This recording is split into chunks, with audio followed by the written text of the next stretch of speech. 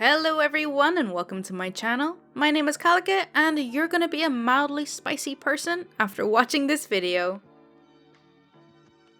I fart in your general direction. Short and sweet, but it made me smile today. A bit of background. I have an intestinal disorder which makes me sick pretty often. Painful gassiness is a part of that, unfortunately.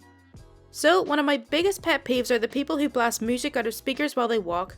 For some reason, they just make me so mad. But let me tell you, I got some revenge today. I was walking out of my last class and I could already hear this guy from 2 floors down. Some kid, probably a sophomore from the looks of him, was making the foundation crumble around him with the sheer force of the rap he was blasting. He had a Bluetooth speaker cranked up to max volume in his hands. There are maybe 4 people in my school that do this regularly. I end up standing in front of him at a bottleneck to get outside. At this point, my stomach starts cramping bad. Usually, I can't fart since they're so loud, but this guy just happened to be blasting music, right behind me. In a split second, I made my decision. I released the Kraken on this guy. With my bowel condition, I can keep farting long and loud for like 15 seconds straight. They stink to high hell too, and this guy got a blast from the past from about a foot away. I can hear him swear to himself if we escaped the bottleneck a few seconds after the conclusion of my fart finale. I doubt he heard anything, but I'm sure he smelled it. I feel sorry for the people within a 40-foot radius though. Call them collateral damage.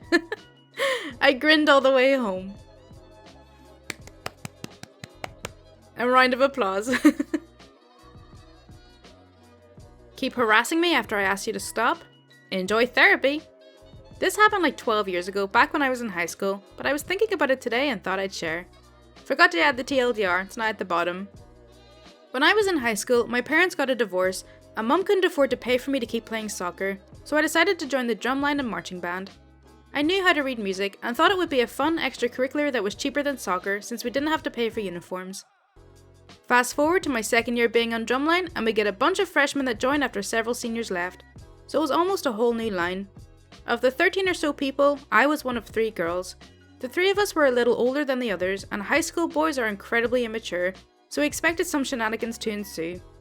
This was fine until one of the new boys, let's call him Carl, decided it would be fun to sexually harass me. Carl would spend every practice harassing me as much as possible. He would make really inappropriate comments about my body or ask me to do gross things to him in front of everyone. I would ask him to stop repeatedly and he still continued. He even ordered and ate an entire 10x10 from the In-N-Out after one of our shows and dedicated it to me. This went on for months. The last straw was when he started texting me extremely inappropriate things. I knew he wasn't serious about the stuff he was saying, but it was really starting to ruin drumline for me. Nothing I did to dissuade him from bothering me stopped him. I tried ignoring him, didn't work. I tried roasting him, didn't work. I tried telling our band director, didn't work. So finally I decided to take it as high as I could.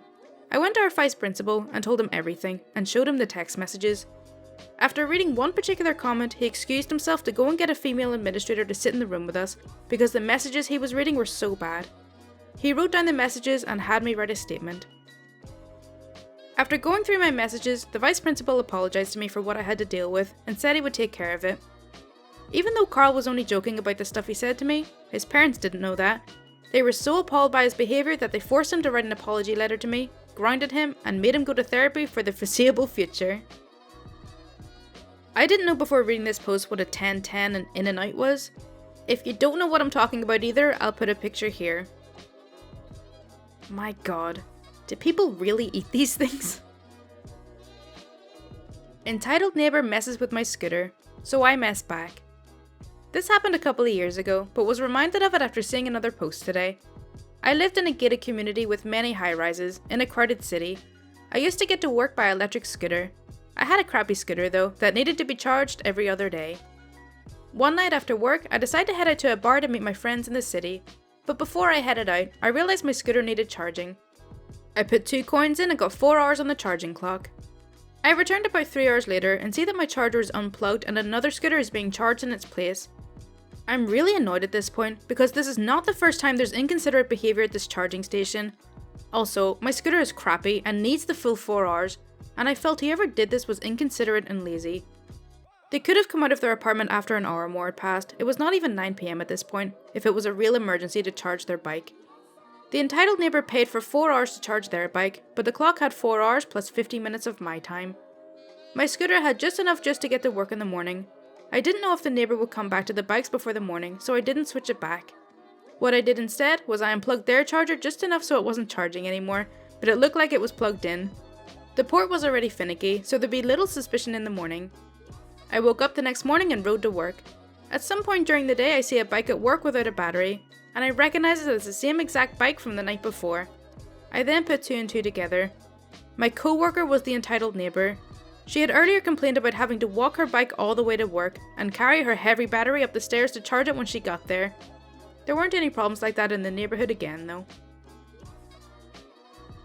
A secret Santa gift. A little bit of backstory, then on to the night of the event.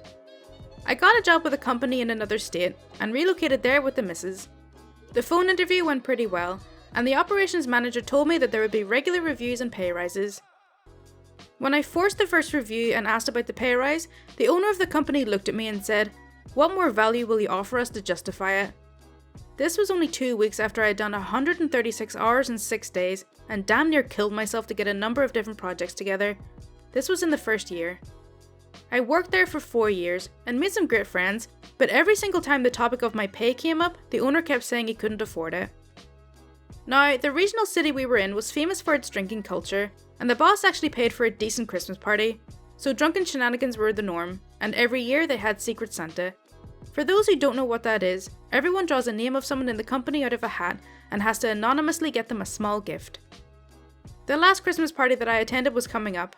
At that point, the hierarchy of the company didn't know that I was already arranging to leave, in a fairly sudden fashion, but more on that later, and I managed to draw the owner's name out of the hat for the Secret Santa gift.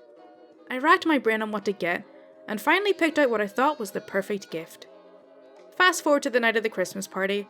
All my friends in the company know that I'm leaving, but they're keeping quiet for me. Everyone is getting well lubricated, and it's time to hand out the gifts from everyone's Secret Santas.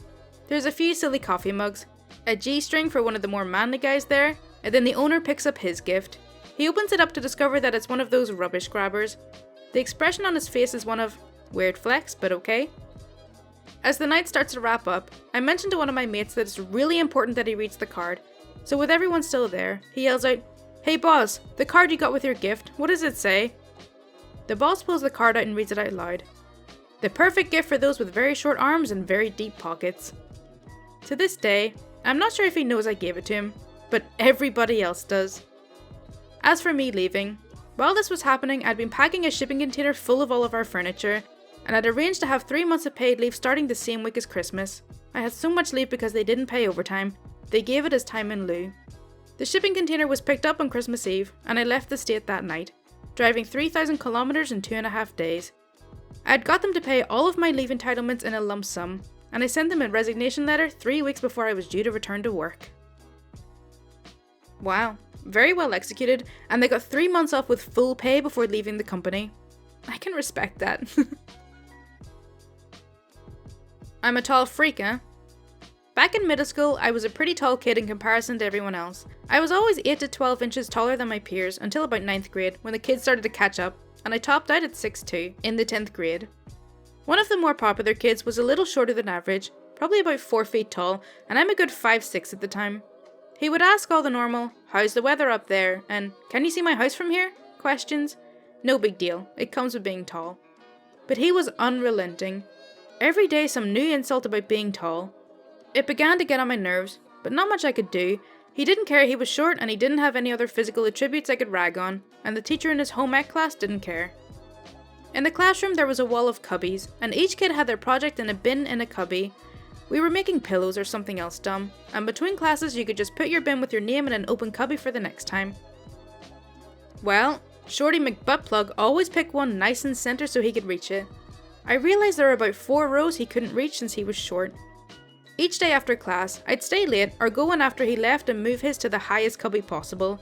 Every time he'd get to class I watch him freak out and have to get a chair to get it down. Pillow, blanket, duffel bag, we did a lot of sewing. Everything was out of reach. Somehow he never figured out it was the Jolly Green Giant, and one day he actually tipped the chair over and ended up spraining his wrist. I think he only ever got to be 5'4" in his life, so take that, Shorty. That's pretty much the epitome of petty revenge. I love it. Okay, so that's all for r/petty revenge. I really hope you did enjoy it. As always, if you do want to see more content like this, then please do subscribe. My Twitter, Discord, and Patreon links are in the description, and any support is greatly appreciated. Thank you so much for watching. Bye!